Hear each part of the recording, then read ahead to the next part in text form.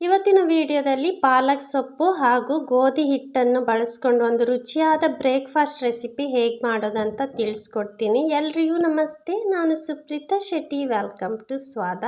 ಇದಕ್ಕೆ ನಾನು 2 ಕಷ್ಟಷ್ಟು ಪಾಲಕ್ ಸೊಪ್ಪನ್ನು ತಗೊಂಡಿದ್ದೀನಿ. ಅದನ್ನು ಚೆನ್ನಾಗಿ ತೊಳೆದ್ಬಿಟ್ಟು, ತೊಳೆಯೋಕ್ಕಿಂತ ಮೊದಲು ಒಂದು 5 ನಿಮಿಷ ಉಪ್ಪು ನೀರಲ್ಲಿ ನೆನೆ ಹಾಕಿ ನಂತರ ತೊಳೆದ್ಬಿಟ್ಟು ನಂತರ ಚೆನ್ನಾಗಿ ಹೆಚ್ಚಿಕೊಳ್ಳಿ. ಸಣ್ಣದಾಗಿ ಹೆಚ್ಚಿಕೊಂಡು ಒಂದು ಮಿಕ್ಸಿ ಜಾರಿಗೆ ಹಾಕ್ಕೊಳ್ತಾ ಇದ್ದೀನಿ. ಅದಕ್ಕೆ ಒಂದು 4 ಹಸಿಮೆಣಸನ್ನು ಸಹ ಹಾಕ್ಕೊಳ್ತಾ ಇದ್ದೀನಿ.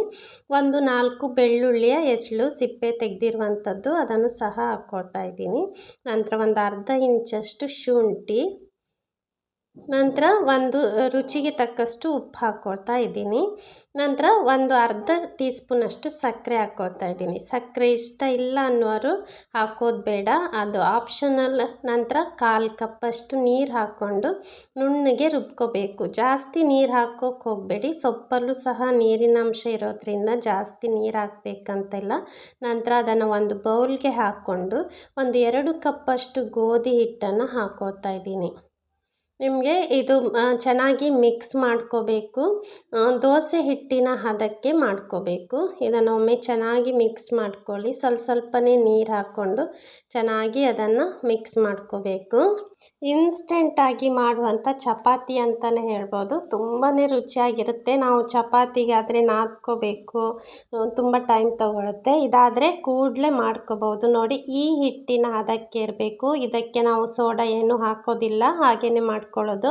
ಒಂದು 2ರಿಂದ 3 ಡ್ರಾಪ್ಸ್ ಅಷ್ಟು ಎಣ್ಣೆನ ಹಾಕ್ಕೊಂಡು ಚೆನ್ನಾಗಿ ಅದನ್ನು ಒರೆಸ್ಕೋಬೇಕು. ನೀವು ನಾನ್ ಸ್ಟಿಕ್ ತವ ಅಂದಲ್ಲ, ಕಬ್ಬಿಣದ ತವದ ಸಹ ಮಾಡ್ಕೋಬೋದು. ಮೀಡಿಯಮ್ ಫ್ಲೇಮಲ್ಲಿ ತವನ ಬಿಸಿ ಮಾಡಿ ಇಟ್ಕೊಳ್ಳಿ. ನಂತರ ಒಂದು ಸೌಟಿನಷ್ಟು ಹಿಟ್ಟನ್ನು ಹಾಕ್ಕೊಂಡು ನಿಧಾನಕ್ಕೆ ಈ ರೀತಿ ಸ್ಪ್ರೆಡ್ ಮಾಡ್ಕೋಬೇಕು.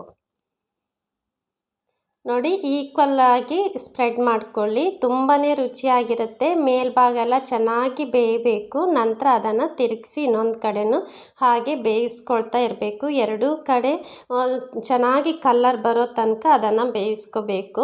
ತುಂಬಾ ರುಚಿಯಾಗಿರುತ್ತೆ. ಲಂಚ್ ಬಾಕ್ಸಿಗೆ ತೊಗೊಂಡೋಗ್ಬೋದು, ಮಧ್ಯಾಹ್ನ ಊಟಕ್ಕೆ ಸಹ ಇದನ್ನು ತಿನ್ಬೋದು. ತುಂಬಾ ರುಚಿಯಾಗಿರುವಂಥ ಒಂದು ಬ್ರೇಕ್ಫಾಸ್ಟ್ ರೆಸಿಪಿ. 2 ಕಡೆ ಕೆಂಪು ಬಣ್ಣ ಬರೋ ತನಕ ಚೆನ್ನಾಗಿ ಬೇಯಿಸ್ಕೋಬೇಕು. ನೀವು ಎಣ್ಣೆ ಅಥವಾ ತುಪ್ಪ, ಬೆಣ್ಣೆನೂ ಸಹ ಹಾಕೋಬಹುದು. ತುಂಬಾ ರುಚಿಯಾಗಿರುತ್ತೆ. 2 ಕಡೆ ಚಪಾತಿನ ನಾವು ಯಾವ ಕಲರ್ ಬರುತ್ತೋ ಅಲ್ಲಿ ತನಕ ಅದನ್ನು ಚೆನ್ನಾಗಿ ಬೇಯಿಸ್ಕೋಬೇಕು. ನೋಡಿ, ಚೆನ್ನಾಗಿ ಉಬ್ಬಿ ಬರ್ತದೆ ಮತ್ತು ತುಂಬಾ ರುಚಿಯಾಗಿರುತ್ತೆ. ಆರೋಗ್ಯಕ್ಕೂ ಸಹ ತುಂಬಾ ಒಳ್ಳೆಯದು. ಪಾಲಕ್ ಸೊಪ್ಪಿನಲ್ಲಿ ಕಬ್ಬಿಣಾಂಶ ಹೆಚ್ಚಾಗಿರೋದ್ರಿಂದ ತುಂಬಾ ಆರೋಗ್ಯಕ್ಕೆ ಒಳ್ಳೆಯದು. ಒಮ್ಮೆ ಟ್ರೈ ಮಾಡಿ ನೋಡಿ. ರುಚಿಯಾಗಿರುವಂಥ ಪಾಲಕ್ ಸೊಪ್ಪಿನ ಚಪಾತಿ ರೆಡಿ ಆಯಿತು. ಇನ್ಸ್ಟೆಂಟಾಗಿ ಒಂದು 5ರಿಂದ 10 ನಿಮಿಷದಲ್ಲಿ ರುಚಿಯಾದ ರೆಸಿಪಿನ ತಯಾರು ಮಾಡ್ಕೋಬಹುದು. ನನ್ನ ಈ ರೆಸಿಪಿ ನಿಮಗೆ ಇಷ್ಟ ಆದರೆ ಪ್ಲೀಸ್ ಲೈಕ್ ಮಾಡಿ, ಶೇರ್ ಮಾಡಿ. ನನ್ನ ಯೂಟ್ಯೂಬ್ ಚಾನಲ್ನ ಸಬ್ಸ್ಕ್ರೈಬ್ ಮಾಡಿ, ನನ್ನ ಫೇಸ್ಬುಕ್ ಪೇಜನ್ನು ಫಾಲೋ ಮಾಡಿ. Thank you so much for watching.